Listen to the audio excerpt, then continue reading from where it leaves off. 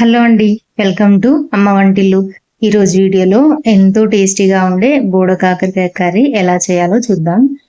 ఈ బోడ కాకరకాయ కర్రీ ఇది సీజనల్ గా దొరికే వెజిటేబుల్ అని చెప్పొచ్చు. అన్ని సీజన్ లో దొరకదు కాబట్టి ఇది దొరికినప్పుడే ఇలాగా పులుసు చేసుకొని తినండి. టేస్ట్ చాలా బాగుంటుంది. హెల్త్ బెనిఫిట్స్ కూడా చాలా ఉన్నాయి బోడ కాకరకాయవి.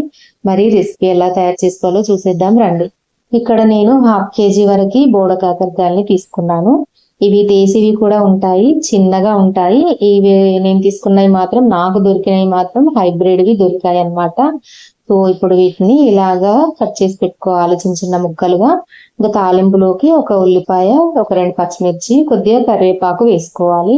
ఇలాగా కట్ చేసి పెట్టుకోవాలి. ఈ బోడ కాకరకాయలు మాత్రం చిన్న చిన్న ముక్కలుగా కట్ చేసుకోవాలి. పైన తొక్క తీయాల్సిన అవసరం లేదు. అటు ఇటు కొనలు కట్ చేసుకొని చిన్న చిన్న ముక్కలుగా కట్ చేసుకుంటే సరిపోతుంది. ఇప్పుడు స్టవ్ పైన బాండీ పెట్టుకొని ఒక 1/2 వరకు ఆయిల్ వేసుకొని ఉల్లిపాయలు, పచ్చిమిర్చి, కరివేపాకు వేసి ఇలా మొత్తం అంతా కలుపుకోవాలి. మంచిగా తాలింపులో వేగిన తర్వాత ఇందులోకి కొద్దిగా పసుపు వేసుకొని, అలాగే కొంచెం అల్లం వెల్లుల్లి పేస్ట్ కూడా వేసుకొని అంతా ఒకసారి బాగా కలుపుకోవాలి. ఈ తాలింపు వేగాక నెక్స్ట్ ఇందులోకి మనం కట్ చేసి పెట్టుకున్న బోడ కాకరకాయ ముక్కల్ని వేసుకోవాలి. వేసుకున్న తర్వాత ఒక 2-3 సార్లు మంచిగా కలపాలన్నమాట. ఒక 10 నిమిషాల పాటు మీడియం ఫ్లేమ్ లో ఉడికించుకోవాలి. మధ్యలో 2 సార్లు కలుపుతూ ఉడికించుకుంటే త్వరగానే ఉడికిపోతాయి. నెక్స్ట్ ఇందులోకి ఉప్పు వేసుకోవాలి. ఇక్కడ నేను రాళ్ళ ఉప్పు వేస్తున్నా. పులుసు కర్రీలోకి గల్లుప్పు వేసుకుంటే టేస్ట్ బాగుంటుంది.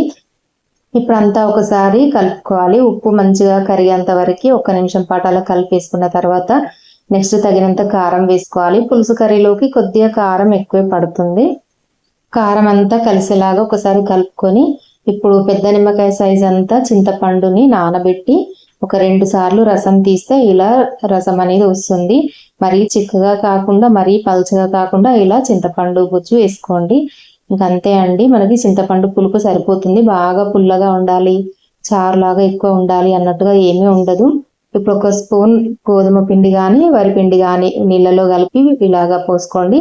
నెక్స్ట్ కొద్దిగా ధనియా పౌడర్, కొద్దిగా గరం మసాలా, కొంచెం మెంతి పిండి, అలాగే కొద్దిగా బెల్లం ముక్క వేసుకున్నారంటే మన బోడ కాకరకాయ పులుసు రెడీ అయిపోతుందండి. టేస్ట్కి టేస్ట్, హెల్త్కి హెల్త్ అన్నమాట. చాలా బాగుంటుంది. ఇవన్నీ వేసేలోపు మనకి పులుసు కొంచెం దగ్గరగా ఉడికిపోతుంది. తర్వాత ఒక 2 నిమిషాలు అలా మూత పెట్టి మీడియం ఫ్లేమ్లో ఉడికించుకుంటే సరిపోతుంది. చాలాసేపు అవసరం లేదనమాట.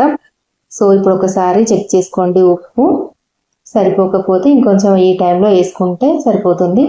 ఇలా చేసుకున్న పులుసు 2 రోజులైనా చాలా బాగుంటుందండి. నెక్స్ట్ డే కూడా టేస్ట్ చాలా బాగుంటుంది.